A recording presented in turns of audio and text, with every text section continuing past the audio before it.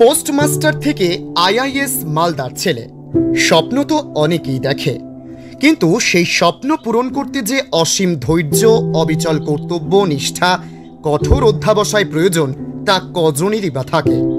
আর যাদের থাকে তারাই হন স্বপ্ন পূরণের কারিগর। তাদেরই একজন হলেন মালদার ছেলে, বলা বাহুল্য মালদার গর্ব অভিজিৎ চৌধুরী। তিনি সম্প্রতি ইউপিএসসি ইন্ডিয়ান ইনফরমেশন সার্ভিস পরীক্ষায় দেশের মধ্যে নজর কাড়া সাফল্য পেয়েছেন, যে সাফল্যের দৌলতে আগামী দিনে একেবারে দেশের তথ্য সম্প্রচার মন্ত্রণালয়ে আইআইএস অফিসার হতে চলেছেন তিনি। তবে দেশের শীর্ষ পদে আইআইএস অফিসার হওয়ার কাহিনী যে কোনো সিনেমার গল্পকেও হার মানাবে, কারণ ইউপিএসসি ইন্ডিয়ান ইনফরমেশন সার্ভিস পরীক্ষায় সফলতা পাওয়া অভিজিৎ চৌধুরী মালদার এক প্রত্যন্ত গ্রামের ছেলে। ইংরেজবাজারের সাট্টারি এলাকায় তার বাড়ি। মাধ্যমিক পর্যন্ত পড়াশোনা সাটারি হাই স্কুলে, উচ্চ মাধ্যমিক মোথাবাড়ি হাই স্কুল থেকে। এরপর গৌর মহাবিদ্যালয়ে মাস কমিউনিকেশন নিয়ে পড়াশোনা, সেই সঙ্গে জেলাতেই সাংবাদিকতা করা। সাংবাদিকতা পেশা ছেড়ে পরপর 3টি সরকারি চাকুরিতে যোগদান, কিন্তু সেই সমস্ত সরকারি চাকুরি তার স্বপ্ন পূরণ করতে পারেনি, কারণ ছোট থেকে মেধাবী ছাত্র অভিজিৎ চৌধুরীর স্বপ্ন ছিল দেশের কোনো শীর্ষ পদে চাকুরি করে দেশ সেবা করা। তাই তিনি তার সেই স্বপ্ন পূরণের লক্ষ্যে অবিচল থেকে পড়াশোনা চালিয়ে যান। অবশেষে 13 বছর পর তার স্বপ্ন পূরণে সফল হন। ইউপিএসসি ইন্ডিয়ান ইনফরমেশন সার্ভিস পরীক্ষায় দেশের মধ্যে নজর কাড়া সাফল্য পান, যে সাফল্যের দৌলতে আগামী দিনে ভারত সরকারের তথ্য সম্প্রচার মন্ত্রণালয়ে আইআইএস অফিসার হতে চলেছেন। স্বভাবতই তার এই সাফল্যে যেমন তার পরিবারে এখন খুশির হাওয়া, তেমনি খুশির হাওয়া মালদা জেলা জুড়ে। এটি যেহেতু ডিরেক্ট রিক্রুটমেন্ট এবং পড়াশুনো ও অভিজ্ঞতা দুইয়ের ভিত্তিতে আর কি শর্ট লিস্টিং হয়েছিল।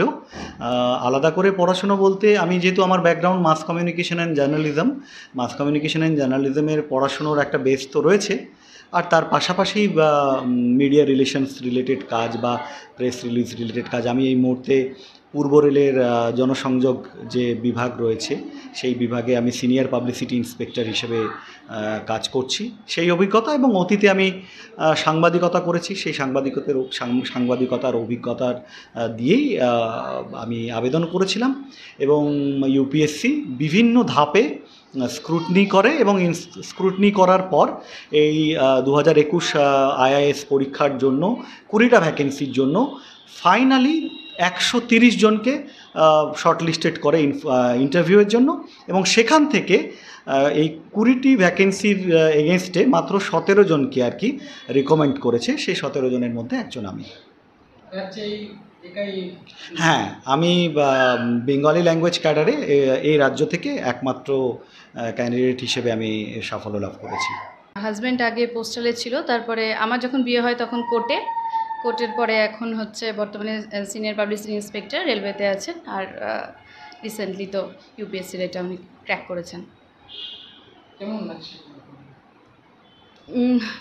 অদ্ভুত অভিজ্ঞতা, মানে আনন্দের একটা মুহূর্ত। কাল থেকে এখনও পর্যন্ত বিশ্বাস করে উঠতে পারছি না, কিন্তু পরিবারের সবাই আমরা ভীষণ খুশি। আগে কেমন জীবনযাপন করতেন আপনার স্বামীর সঙ্গে? আমরা প্রথম থেকে ভীষণ সাদামাটা জীবনযাপনে বিশ্বাসী, আর এখনও যে আমরা যেমন ছিলাম হয়তো তেমনটাই থাকবো। ডেজিগনেশন পরিবর্তন হবে, কিন্তু জীবনযাত্রা যেমন ছিল তেমনটাই থাকবে। আপনারা কি ওই গ্রামের বাড়িতে থাকেন? না, আমার স্বামী যেহেতু কর্মসূত্রে মালদাতে ছিলেন দীর্ঘদিন, তো আমরা প্রথমে রেলওয়ে বলছি হাউজিংয়ে ছিলাম। হাউজিংয়ের পর আমরা বাসা মানে ভাড়া নিয়েছিলাম আর কি। হ্যাঁ হ্যাঁ হ্যাঁ। পোস্টের মধ্যেও আগে দিন যাপন করতে হবে না, দেখুন, যেহেতু উনি প্রথম থেকেই চাকরি করতেন, তো আমাদের মধ্যবিত্ত পরিবারে জীবনযাপন করার জন্য যতটুকু প্রয়োজন ভালো মতনই চলতো। কষ্ট বলতে সেই রকম কষ্ট আমরা কখনোই উপভোগ করিনি। আমার নাম অঙ্কিতা মজুমদার, আর এটা আমার মেয়ে। পরিবারে কে কে রয়েছে? আরেকবার বলবেন? আমাদের পরিবারে আমি রয়েছে, আমার হাজব্যান্ড রয়েছে, আমার শাশুড়ি মা রয়েছে, আমার মেয়ে রয়েছে, আমার ভাসুরের ওয়াইফ, তার একটা ছোট্ট বাচ্চা রয়েছে, আর এক ছোট দেওর। এই তো আমাদের পরিবার। Bureau report, জজবাত 24 Bangla.